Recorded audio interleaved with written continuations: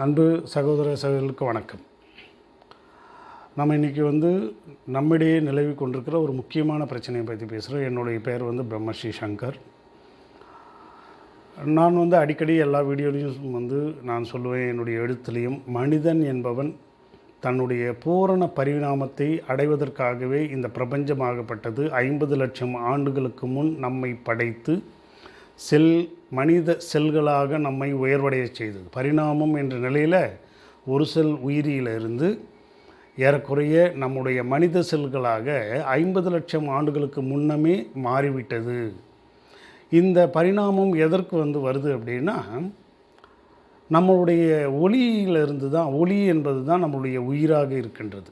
Energy அந்த நிலையில் ஒளி, லைட்ஸ் ஆஃப் லைட்ஸ்ன்னு சொல்லுவாங்க.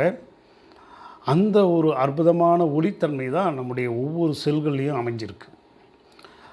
இந்த ஒரு செல்லு விதையாக மாறுது இல்லைங்களா, ஜைகோட்னு மனித உயிராக மாறும் பொழுது ஒரு விந்தணு அந்த ஒரு அண்ட அணுவை டச் பண்ணும்போதே அப்படியே சூரிய பிரகாசம் மாதிரி, எப்படி இந்த சூரிய கிரகணத்தில் அப்படியே ஒரு தன்னை அந்த பால் சுற்றி, அந்த சூரியனை சுற்றி ஒரு ஒளிவட்டம் வருதோ அந்த மாதிரி இந்த ஜைகோட் ஃபார்ம் ஆகும்போது, இது ஒவ்வொரு மனிதனுக்குடைய பிறப்புலையும் நிகழ்பெறுது. அந்த ஜைகோட் ஃபார்ம் ஆகும்போது அந்த ஒளித்தன்மை பீறிட்டு வருகிறது. அதற்கப்புறமா தான் அந்த குழந்தை உருவாகி, அதற்கப்புறம் 10 மாதத்தில் குழந்தை. இந்த 10 மாதத்தில் குழந்தை, அது அந்த குழந்தையை நாம் உருவாக்குவதற்கு அந்த தாய் அவர்கள் ஏற்படுத்துகின்ற அந்த தியாகம், எதையுமே செய்ய முடியாது. அவர்கள் அந்த கருவை அந்த உடலில் சுமந்து, அந்த கருவுக்கு தேவையான உணவுகள், இந்த மாதிரியான மிக மிக கடினமான ஒரு நிலையெல்லாம் அவர்கள் பண்ணிவிட்டு அந்த பிறப்பை நமக்கு கொடுக்குறாங்க. அந்த பிறப்பை கொடுத்ததுக்கப்புறமா அந்த குழந்தையை ஒரு 7 வயது வரைக்கும் வளர்ப்பதற்கு அவர்கள் படாத பாடுபடுகிறார்கள். அதாவது ஒரு பிறந்த குழந்தை 24 மணி நேரம் அந்த குழந்தைய பாதுகாப்பாக கவனிச்சுக்கிட்டால் தான் அது ஒரு குழந்தையாக நமக்கு மாறி வர்றதுக்கான வாய்ப்பு இருக்குது. அப்போது 24 மணி நேரம் கண்ணும் கருத்துமாக அந்த குழந்தையை நம்மை பெறுகின்ற தாய் என்ன பண்ணுறாங்க, நம்மளை காப்பாற்றுறாங்க. நமக்கு ஈ கடிக்கிறதா, எறும்பு கடிக்கிறதா, எந்த நேரத்தில் நாம் மலஜலம் கழிக்கிறோம், எந்த நேரத்தில் நமக்கு பால் கொடுக்கணும், 24 ஹவர்ஸ் வீழ்ச்சிருந்து நமக்கு அதெல்லாம் நமக்கு கொடுக்குறாங்க. அதற்கப்புறமா நம்முடைய சமூகம் நமக்கு அவர்களுடைய வரிப்பணத்தில் நமக்காக கல்விக்கூடங்கள்லாம் அமைச்சு நமக்கு ஒரு கல்வி கொடுக்கணும் அப்படின்றதுக்காக அந்த கல்வி மூலமாக நமக்கு அறிவை கொடுக்கிறார்கள். இந்த மாதிரியான வளர்கின்ற நாம் தாய் தந்தையர், அதுக்கப்புறம் தாயினுடைய அந்த தியாகம் நம்ம வளர்கிறதுக்கு, அதற்கப்புறம் நம்முடைய உற்றார், அதாவது நம்முடைய தாத்தா பாட்டி போன்றவர்கள்லாம் நம்மளை கண்ணும் கருத்துமாக கவனித்து நாம் வளர்த்து விடுறாங்க. அதற்கப்புறம் சமூகம் நமக்கு பார்த்திங்க அப்படின்னா ஒரு ஏறக்குறைய ஒரு 17 வருஷம் அல்லது 20 வருஷம் கல்வியை கொடுக்குறது. இப்போ நாம் ஒரு கல்விக்கூடத்தில் போயிட்டு நாம் படிக்கணும் அப்படின்னா, அந்த கல்விக்கூடம் நிர்வாகம் பண்ணுறதுக்கு, அதை கட்டுறதுக்கு, மற்ற எல்லா விஷயத்துக்கும் கோடான கோடி ரூபாய் செலவாகும். ஒரு அரசாங்க பள்ளியே எடுத்துக்கோங்களேன், கோடான கோடி ரூபாய் செலவாகும். இந்த கோடான கோடி ரூபாயை நாமளாக கொடுக்குறோம் இல்லை. இதை இந்த மக்கள், நமக்கு சுற்றி இருக்கிற மக்கள் தான் அந்த பைசாவை கொடுக்குறாங்க, தங்களுடைய வரிப்பணத்தின் மூலமாக கொடுக்குறாங்க. அப்போது நாம் வளரணும் அப்படின்னா நம்முடைய சமூகம் நமக்காக உழைக்கிறது. அவர்கள் கொடுக்கின்ற ஒவ்வொரு வரிப்பணம் தான் நாம். தாய் தந்தனுடைய தியாகம், தாயினுடைய அந்த நம்முடைய காத்த தன்மை, தாத்தா பாட்டி போன்றவங்களாம் நம்மளை கவனிச்சுக்கிட்ட விதம், அதற்கப்புறம் இந்த சமூகம் நமக்கு ஆசிரியர்களை வச்சு பள்ளிக்கூடங்களை நிறுவி நமக்கு கொடுக்கின்ற அந்த கல்வி, இந்த கல்வி மூலமாக நாம் உயர்ந்து நிற்கும் பொழுது என்ன ஆகுது அப்படின்னா, நமக்கு ஒரு கர்வம் ஏற்படுகிறது. என்னவோ நாமே தான் இந்த உலகத்தில் நாம் படித்து பெரிய ஆள் ஆகிட்டோம் அப்படின்ற ஒரு கர்வம் நமக்கு வருகிறது. இந்த கர்வத்தோடவே நாம் வாழும்பொழுது பலவிதமான வேலைகளுக்கு போகிறோம், அதெல்லாம் பண்ணுறோம். ஒரு சிலர் அரசியல்வாதிகளாக மாறிடுறாங்க, ஒரு சிலர் அரசாங்க அலுவலர்களாக மாறிடுறாங்க, ஒரு சிலர் சாதாரணமான தொழில் முனைவோராக மாறிடுறாங்க. இவங்க எல்லாருமே இந்த சமூகத்தினுடைய அந்த கட்டமைப்பில் தான், அந்த பங்களிப்பில் தான் நாம் எல்லாருமே வந்திருக்கிறோன்றதை மறந்துடுறோம். அதற்கப்புறமாக இந்த சமூகம் ஏதோ நம்மளுடைய இதில் தான் அந்த சமூகம் வாழ்வது போல் அவர்களை துவேஷம் பண்ணுவது. இப்போ ஒரு சில அரசியல்வாதிகள்லாம் பார்த்திங்க அப்படின்னா, ஏதோ அவர்கள் போடுகின்ற பிச்சையில் தான் இந்த மக்கள் எல்லோரும் வாழ்கிறார்கள். அவர்களுக்கு அதிகாரம் கிடைத்தவுடன் என்ன பண்ணுறாங்க, கோடான கோடி ரூபாயை வந்து சுருட்டிக்கிறாங்க. ஏகபோகமான ஒரு வாழ்க்கையை வந்து வாழ ஆரம்பிடுறாங்க. அப்போ என்ன ஆகுது, இந்த மமதை, கர்வம், அகங்காரம் என்ன பண்ணுது அப்படின்னா, இந்த மக்களுடைய வரிப்பணத்திலே இந்த இயற்கை வளங்களில் தான் நாம் எல்லாத்தையும் வந்து சுருட்டி வச்சுருக்கிறோம் அப்படின்றது தெரியாமல் இந்த மக்களை வந்து ஒரு புழுக்கள் மாதிரி அவர்கள் பார்க்க ஆரம்பிக்கிறாங்க. இது வந்து ஒரு அரசியல்வாதிகளும் சரி, அல்லது இந்த அரசியல் அலுவலகங்களில் வேலை செய்கிற ஒரு சிலர், எல்லா அரசியல்வாதிகளையும் நான் போய் தப்பு சொல்ல மாட்டேன், எல்லா அரசாங்க அலுவலர்களையும் தப்பு சொல்ல மாட்டேன். ஆனால் எல்லோருமே இந்த சமூகம் நமக்காக அளித்த அந்த பங்களிப்பை நாம் மறந்துடுறோம். நாம் எங்கிருந்து வந்தோம், யாரால் நாம் உருவாக்கப்பட்டோம் அப்படின்றது எண்ணத்தை விட்டுட்டு, என்னால் தான் இந்த உலகமே வாழ்ந்து கொண்டிருக்கிறது, நான் ஒரு கையெழுத்து போட்டால் இந்த உலகத்தினுடைய தலையெழுத்தையே நான் மாற்றிடுறேன், இந்த மக்களுடைய தலையெழுத்தையே நான் மாற்றிடுறேன். அது உண்மைதான். ஆனால் அது பல பேருடைய நன்மைக்காக அந்த கையெழுத்து இருந்ததுன்னா அது ரொம்ப நல்லது. ஆனால் மேலும் மேலும் மேலும் நமக்கு வந்து சொத்து சேர்க்கறதுக்கான திட்டங்களை போட்டு அதை வாரி சுருட்டி வச்சுக்கிட்டு எத்தனை ஆண்டு காலம் நம்ம வாழப்போகிறோம்? இதுதான் மிகப்பெரிய கேள்வி. சரி, இந்த பிறப்பு என்பது எதற்கு? எவ்வாறு நான் வந்து ஒரு கருமுட்டை உற்பத்தி ஆகும் பொழுது 4 கோடி விந்தணுக்கள் நம்முடைய அந்த பெண்ணுடைய யோனியிலே வந்து வருகிறது. இந்த 4 கோடி விந்தணுக்களில் ஒரே ஒரு அணு மட்டும் அந்த ஒரு சைகோட் என்று சொல்லக்கூடிய கருமுட்டையோடு சேர்கிறது. அந்த மாதிரி சேரும் பொழுது இது ஒரு ஒளித்தன்மையை அடைகிறது. அப்படியே வந்து சூரிய பிரகாசம் மாதிரி அந்த 2 விந்தணுவும் கருமுட்டையும் ஒன்றா சேரும்போது ஒரு சூரிய பிரகாசம் உற்பத்தி ஆகிறது, அங்கே வருது. இந்த மாதிரி சூரிய பிரகாசம் தான் நம்முடைய உடம்பிலே இருக்கின்ற லைட்ஸ் ஆஃப் காட் ஆஃப் லைட்டுன்னு சொல்லுவோம். இது வந்து ஒரு செல், அந்த ஒரு செல்லினுடைய நிறை, அதனுடைய வெயிட் எவ்வளோன்னு பார்த்தீங்கன்னா 0.12 1 கிராம், 0.0000000001 கிராம் அப்படின்னு சொல்லிட்டு விஞ்ஞானிகள் கண்டுபிடிச்சிருக்காங்க. இது வந்து நிறை எவ்வளோ இருக்குன்றதெல்லாம் நமக்கு முக்கியம் இல்லை. ஆனால் அந்த 1 கிராம் இருக்கின்ற அந்த உடலாகப்பட்டது, அந்த சைகோட்டாகப்பட்டது இன்றைக்கி ஏறக்குறைய 60 70 80 கிலோ இருக்கின்ற இந்த ஒட்டுமொத்த எஞ்சான் உடம்பாக மாறுவதற்கு இந்த சமூகம், இந்த தாய் தந்தையர்கள் இவர்களெல்லாம் கொடுக்கின்ற அந்த பங்களிப்பு நாம் மறந்துடுறோம். இதை மறந்துறதுனால்தான் நம்ம வந்து ஊழல் போன்ற விஷயங்கள்லாம் பண்ணுறோம். பிறரை வந்து நம்மளுடைய அதிகாரத்தின் மூலமாக துன்புறுத்துகிற ஒரு வேலைகள்லாம் நாம் செய்துகிட்ருக்கிறோம். அப்போது நம்முடைய உடம்பில் 50 ட்ரில்லியன் செல்கள், அந்த ஒரு செல் வந்து 50 ட்ரில்லியன் செல்களாக மாறுகிறது. அது இல்லாமல் ஏறக்குறைய 900 நுண்ணுயிரிகளாக நமக்கு வந்து அந்த ஒரு செல்லுக்கும் 9 அடியாள்கள், வேலையாள்கள் மாதிரி இருப்பாங்களாம் நம்முடைய உடம்பில். அப்போது இந்த சமூகம் 50 ட்ரில்லியன் செல்கள், 900 ட்ரில்லியன் நுண்ணுயிர்கள், இது எல்லாம் ஒன்றா சேர்ந்து தான் ஒரு சமூக அமைப்பாக இந்த உடல் நமக்கு கிடைத்திருக்கிறது. நாம் இந்த கர்வத்தையும், இந்த ஆணவத்தையும், அகங்காரத்தையும், அறியாமையும் நாம் ஏற்படுத்திக்கிட்டோம்னா இந்த உடல் இந்த கூட்டை, இந்த ஆலயத்தை, இந்த லைட்ஸ் ஆஃப் காட் இருக்கின்ற அந்த ஒரு சேத்திரத்தை, அந்த ஒரு கோயிலை நாம் என்ன பண்ணுறோம், பாழ்படுத்திக்கிறோம். எதனால்? நாம் இந்த ஏற்படுத்தி கொள்கின்றது ஆணவத்தாலையும், அகங்காரத்தாலையும், அகந்தையாலையும், நான் தான் இந்த உலகத்தில் வந்து எல்லாத்தையும் செஞ்சிட்ருக்கிறேன்ற அந்த கர்வத்தாலையும் தான் நாம் ஏற்படுத்திக்கிறோம். முடி மன்னரெல்லாம் பிடி சாம்பலானார். எத்தனை பெரிய பெரிய பெரிய அரசுங்கள்லாம் இங்கே வந்து கவிழ்ந்து போச்சு தன்னுடைய ஆணவத்தாலையும் அகங்காரத்தாலையும். ஆனால் இன்று இருக்கின்ற ஒரு சில அரசியல்வாதிகளும், அலுவலர்களும், அரசாங்க அதிகாரிகளும் இந்த மாதிரியான ஒரு சின்ன இது மட்டும் இல்லை, அடித்தட்டில் ரவுடிகள் போன்ற இருப்பவர்கள், அவர்கள் இந்த கட்ட பஞ்சாயத்து போன்ற விஷயங்கள்லாம் எவ்வளோ துன்புறுத்துகிறாங்க மக்களை. சத்திய தர்மம்ன்றது எதுக்கு வேணும்? நம்முடைய உடம்பில், நம்முடைய மனதில் ரெசிலியன்ஸ் அண்ட் கொஹீரன்ஸ்னு சொல்லுவாங்க. ரெசிலியன்ஸ்னால் என்ன? மீள்தன்மை.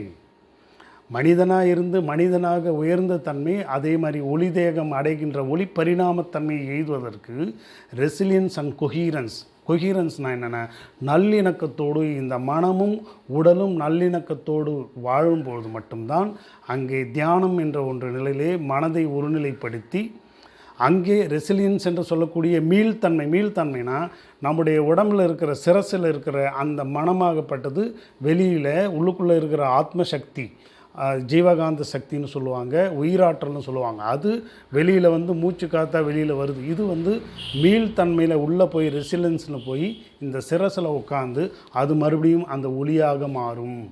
அப்போ வந்து நம்முடைய உடம்புல வந்து ஒரு இனம் புரியாத ஒரு ஆனந்தம் வரும். அந்த ஆனந்தத்தை அனுபவித்தவங்களாம் சித்தர்களும் மகான்களும் ஞானிகளும். இல்லைனா அவங்க ஏன் பிச்சைக்காரன் மாதிரி வாழ போகிறாங்க, பிச்சை எடுத்து வாழ போகிறாங்க? அவர்களுக்கெல்லாம் தெரியாதா? ஒரு ரசவாதத்தில் ஒரு தங்கத்தில் ஒன்றும் இல்லை, ஒரு ஞானி ஒருத்தர் ஒரு பெரிய அரசியல்வாதி போய் கேட்குறாரு, எனக்கு வந்து பசியும் பட்டினியுமாக இருக்கிறாங்க இந்த மக்கள், இவர்களுக்கு வந்து ஏதாவது ஒன்று பண்ணுங்க அப்படின்ற போது அந்த ஞானி சொல்கிறாரு, உனக்கு என்ன வேணும்? எனக்கு தங்கம் இருந்தால் அதை வச்சுட்டு நான் வந்து பணத்தை வந்து பிரிண்ட் பண்ணிவிடுவேன், அதன் மூலமாக மக்களுக்கு கொடுத்துருவேன். அந்த ஞானிக்கு சொல்கிறார். ஒரு பாறையை வந்து காமிக்கிறார். அந்த பாறையில் அவர் யூரின் போகிறார். யூரின் போனவுடனே அது தங்கம் மாதிரி மின்னுது. இதெல்லாம் வந்து ஏதோ மிஸ்டிக்லாம் நினைக்காதீங்க, நடந்த உண்மை. இதுக்கெல்லாம் வந்து ப்ரூஃப்லாம் கொடுங்கலாம் கேட்டிருக்காதீங்க. ஏன்னா இந்த உடம்பில் அவ்வளோ பெரிய ரகசியம் இருக்கிறது. அந்த யூரின் போன உடனே அந்த பாறை முழுக்க தங்கமான உடனே அந்த தங்கத்தின் மூலமாக அது நோட்டுகளாக பணமாக உருவாக்கப்பட்டு மக்களுக்கு விநியோகப்பட்டதுன்ற அளவில் கூட இந்த நாடுகள்லாம் வந்து நடந்திருக்கு. அப்போது எவ்வளோ பெரிய விஷயம் இந்த உடம்புல இருக்குது. ஒரு ஞானி வந்து ஒரு யூரின் போனால் ஒரு கல் வந்து அப்படியே தங்கமாக மாறுது அப்படின்னா எவ்வளோ பெரிய விஷயம் இந்த உடம்புல இருக்குது. இது தவிர்த்துட்டு வந்து அற்ப சுகத்துக்காக 5 லட்சம் கோடி 10 லட்சம் கோடி 1 லட்சம் கோடி 2 லட்சம் கோடின்னு சொல்லிட்டு நான் வந்து சேர்த்து வச்சுக்கிட்டு என்னுடைய மனிதத்தன்மையை மிருகமாக வாழ்ந்து நான் சாகிறேன் என்றால் இந்த அதிகாரம் நமக்கு என்ன செய்யும்? நாம் சாகும்போது இந்த அதிகாரம் நம்மை காக்குமா? நிச்சயமாக இயலாது. அதே நேரத்தில் அரசாங்கத்திலே பணிபுரியவர்கள் எல்லோருமே இந்த விஷயத்தை நீங்கள் புரிஞ்சுக்கணும். நாம் வந்து நாமளே இந்த உலகத்தில் வந்துடல, இந்த மக்களால் தான் உருவாக்கப்பட்டோம். அதனால் நம்முடைய வாழ்க்கை நாம் நல்லா சந்தோஷமாக வாழணும். அதே நேரத்தில் இந்த மக்களை வந்து ஏதோ அவர்கள் பூச்சி புழுக்கள் மாதிரி சொல்லாத, ஏதோ நாம் பிச்சை போட்டு தான் அவங்க வாழ்ந்துட்டுருக்கிறோன்ற அந்த எண்ணம் இல்லாமல் இவர்களும் மனிதர்கள், இவர்களும் இறைத்தன்மையை உடையவர்கள். பரிணாம வளர்ச்சியில் ஒரு செல் உயிரியாக இருந்தது தான் இன்றைக்கி வந்து 84 லட்சம் யோனிபேதமாக மாறியிருக்கு. இன்றைக்கி இயற்கையை எவ்வாறு நாம் அழிக்கிறோம், ஒவ்வொரு மரங்களை எவ்வாறு நாம் அழிக்கிறோம். இன்றைக்கி மரங்கள் கெட்டதுனால இன்றைக்கி வந்து ஃபேன் இல்லாமல் உட்கார முடியல. இன்னும் கொஞ்ச நாள் பொறுத்து ஏசி இல்லாமல் இருக்க முடியாது, தண்ணி இல்லாமல் இருக்க முடியாது. ஆனால் மக்களுக்கு யாருக்காவது இந்த பிரபஞ்சம் நமக்கு தண்ணி கொடுத்தது, அந்த தண்ணி மழை வரும்போது அதை சேகரித்து இதை மழைநீர் சேகரிப்பு பண்ணணும்னு சொல்லிட்டு எந்த மக்களாவது நினைக்கிறார்களா? நான் வாகனங்கள் வாங்க வேண்டும், கார் வாங்க வேண்டும், பங்களா கட்ட வேண்டும், எல்லாம் எதுக்கு? நம்மளை போட்டு புதைக்கிறதுக்கா? தங்கத்தில் டாய்லெட் போனால் உங்களுடைய மலம் வந்து சந்தன வாசனையாக வீசப்போகுது, மலை வாசனை தான் வீசப்போகுது. அப்போது ஒரு பணம், அதிகாரம் இதெல்லாம் என்ன பண்ணுது? நம்மளை வந்து மனிதத்தன்மையை அற்ற நிலையிலே வாழச் செய்கிறது. எனவே இந்த பிரபஞ்சம் நமக்கு கொடுத்தது, இந்த பிரபஞ்சத்துக்கு நாம் திருப்பி செய்ய வேண்டும். என்ன செய்ய வேண்டும்? பிரபஞ்சம் என்ன எதிர்பார்க்கிறது? மரங்களை எதிர்பார்க்கிறது. பிரபஞ்சம் என்ன எதிர்பார்க்கிறது? மழைநீரை சேகரித்து இந்த பூமிக்கு மழைநீரை கொடுங்கள் என்று சும்மா உறிஞ்சி மட்டும் எடுத்துகிட்டு இருந்தால் போதுமா? கொடுக்கக்கூடாதா? அப்போது நான் வந்து தங்க நகைகளாக போட்டுக்கொள்ள வேண்டும். ஒரு கார் இன்றைக்கி ரிலீஸ் ஆகுதுன்னா அந்த காரை வாங்கணும். ஒரு பைக் இன்றைக்கி வருதுன்னா அதை பைக்கு வாங்கணும்.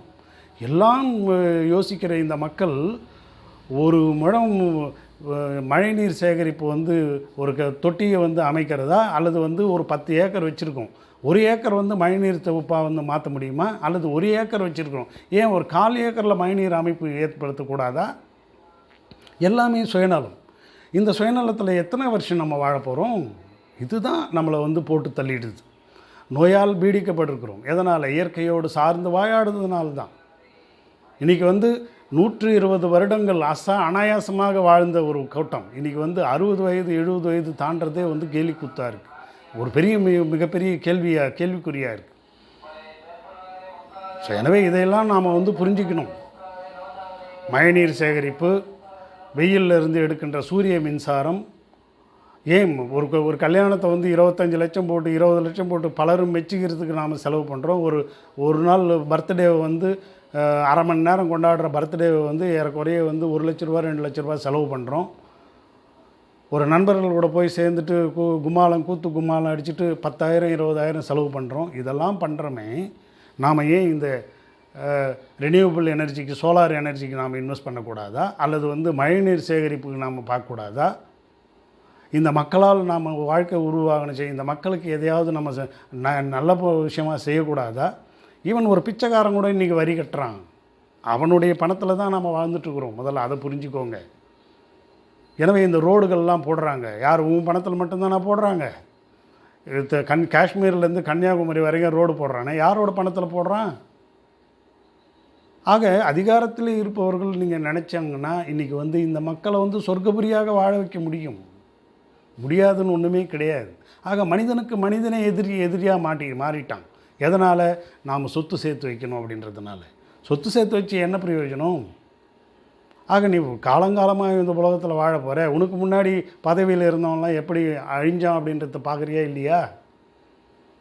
ஸோ எனவே இந்த மாதிரியான விஷயங்களை நாம் புரிஞ்சோம் அப்படின்னா, இந்த மக்கள் நமக்காக என்ன தியாகத்தை செய்தார்கள், இந்த பிரபஞ்சம் நமக்கு என்ன தியாகம் செய்கிறது, இந்த பூமி நமக்காக என்ன தியாகம் செய்கிறது, இதெல்லாம் பண்ணிட்டு அதற்கு திருப்பி கொடுக்க வேண்டிய ஒரு வாழ்க்கையை நாம் வாழ வேண்டும். முக்கியமாக மரங்கள் அதிகமாக நட வேண்டும். எஸ்பெஷலி நீர்நிலைகள் எல்லாத்தையும் உருவாக்க வேண்டும். முடிஞ்ச வரைக்கும் நீர்நிலைகள் ஒன்றும் இல்லை, இன்றைக்கி பணம் எல்லாருக்கிட்டையும் இருக்குது. ஒரு 10 பேர் சேர்ந்து ஆளுக்கு ஒரு 5000 ரூபா போட்டிங்க அப்படின்னா ஒரு நீர்நிலைகளை ஏற்படுத்தலாம். இல்லை இருக்கிற நீர்நிலைகளை தூர்வாரலாம்.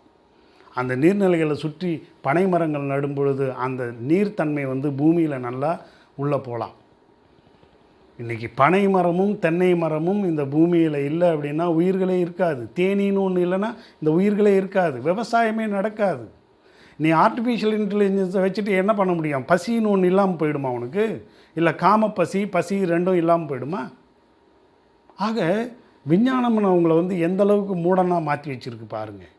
ஸோ எனவே இயற்கையோடு சார்ந்த வாழ்க்கை, இயற்கைக்கு புறம்பான ஒரு வாழ்க்கையை விடுத்து இயற்கைக்கு இணக்கமான ஒரு வாழ்க்கை, அதுதான் கொஹீரன்ஸ், நல்லிணக்கம். நல்லிணக்கம் எது? நம்முடைய மனம், நம்முடைய உடல் நல்லிணக்கத்தோடு இழங்குச்சுன்னா உடம்பு ஆரோக்கியம். நம்முடைய வாழ்வும் இந்த பிரபஞ்ச வாழ்வும் இயற்கை வாழ்வும் ஒன்றாக நல்லிணக்கத்தோடு இருந்ததுன்னா இந்த பூமியை சொர்க்கபுரியாக மாறும். ஆக சொர்க்கம் என்பது வேறு எங்கேயும் இல்லை. சொர்க்கமும் நரமும் நம்முடைய மனத்தால் நம்மால் தான் ஏற்படுத்தப்படுகிறது. ஒரு தனி மனிதன் தன்னுடைய கவலைகளால் தன்னுடைய மனத்தை நிறைக்கும் போது அவனுடைய வாழ்க்கையை நரகமாக மாற்றிக்கிறான். ஒரு அரசியல்வாதியோ ஒரு அரசாங்க அலுவலர்களோ அதிகாரம் இருக்கிறவங்க ஒரு பேராசை பிடித்த ஒரு வாழ்க்கையை வாழ்ந்தாங்கன்னா அவங்க எல்லாருடைய வாழ்க்கையும் நரகமாக மாற்றிடுறாங்க. இங்கே தான் வாழ்க்கை மாறுது. அதே எல்லாரும் நல்லா இருக்கணும் அப்படின்னு சொல்லிட்டு இன்றைக்கி சுருட்டுங்க, இப்போ கொள்ளை அடிங்க, எல்லாம் கரெக்டு, ஒரு திட்டமாக ஒரு அளவுக்கு உலக பெரும் பணக்காரங்களாலாம் ஆகிற அளவுக்கு கொள்ளை அடித்தா அது என்ன ஆகுறது? ஸ்டேட்டில் கடன் சொல்லிட்டு கடன் வாங்கி திட்டங்களை போட்டு அது எல்லாத்தையும் நாம் எடுத்து வச்சுக்கிட்டு நாம் பண்ணோம் அப்படின்னா என்ன பண்ண போகிறோம்? அளவுக்கு அதாவது உண்பது ஒரு கவலம், உடுத்துவது ஒரு முழம். மிஞ்சி போச்சுன்னா உனக்கு வேறு என்ன பண்ண போகிற நீ? ஆக தங்கத்தில் டாய்லெட்டை போட்டு வச்சுக்கணும். நான் இங்கேருந்து எதனா ஒரு காஃபி குடிக்கிறதுக்கு ஒரு ஃப்ளைட்டில் நாம் ட்ராவல் பண்ணணும். ஒரு அப்படி இந்த மாதிரிலாம் ஒரு மக்கள் நினைக்கும் பொழுது தான், அதிகாரத்தில் இருக்கிறவங்க நினைக்கும் பொழுது தான் அங்கே மக்களுடைய வாழ்க்கை மிக மிக நரகமாக மாறிவிடுகிறது. ஸோ இதை புரிந்து கொண்டு நாம் எல்லோரும் இந்த பூமியில் சொர்க்கத்தை நாம் பண்ணணும் அப்படின்னா இந்த சின்ன ஒரு அட்ஜஸ்ட்மெண்ட்டு நமக்கு தேவையான அளவு சேர்த்து வச்சுக்கிட்டு மற்றது எல்லாம் நல்ல ஆட்சியையும் அதிகாரத்தையும் பயன்படுத்தி இந்த மக்களுக்கு ஒரு நல்ல ஆட்சியும் இந்த ஏழை மக்களுக்கு தேவையான ஒரு சிறந்த ஒரு விஷயங்களையும் நாம் செய்துக்கிட்டே இருந்தோம் அப்படின்னா உண்மையிலே இந்த பூமி சொர்க்கபுரியாக மாறாக இந்த கன்சூமரிசம், வெறும் கார்ப்பரேட் மட்டும்தான் உலகத்தில் வாழணும், அது பெரும் பொருட்களை நுகர்ந்து மக்கள் அவர்களுடைய வாழ்க்கையை பண்ணிக்கணும் அப்படின்னு சொல்லிட்டு கார்ப்பரேட் லெவலில் நாம் திங்க் பண்ணோம் அப்படின்னா அது வாழ்க்கை கார்ப்பரேட் லெவலில் இருக்காது. வாழ்க்கையாக தான் பார்க்கணும். நம்ம கார்ப்பரேட் நம்மளை படைக்கலை என்ன, அதை நாம் புரிஞ்சிக்கணும். இன்றைக்கி அதுதான் எல்லாமே கார்ப்பரேட். இது மெடிக்கல்லேருந்து எல்லாமே கார்ப்பரேட். இது அந்த கார்ப்பரேட்டுனால மக்கள் மிகப்பெரிய துன்பங்கள். வியாபாரம். இந்த வியாபாரத்தை விட்டுட்டுன்னா இயற்கை அப்படின்ற ஒரு பேருண்மையை நாம் புரிஞ்சுக்கிட்டோம் அப்படின்னா சயின்ஸ் ரொம்ப நல்லது. அப்போ எது நன்மையோ அதை நாம் நுகர்ந்து, எது தீமையோ அதை நாம் விடுத்து ஒரு நல்ல ஒரு நிலையிலே நாம் இருந்தோம்னா உண்மையிலேயே இந்த பூமி வந்து சொர்க்கபுரியாக மாறிடும். நாம் இந்த பூமிக்கு பிரதிபலனாகவும் நம்முடைய ஜீவனுக்கு பிரதிபலனமும் வாழ்ந்தோம் அப்படின்னா நம்முடைய அந்த ஒளி பரிணாமன்ற அந்த ஒரு அற்புதமான ஒரு நிலையை நாம் அடைவோம் என்று கூறி விடைபெறுகிறேன். நன்றி, வணக்கம்.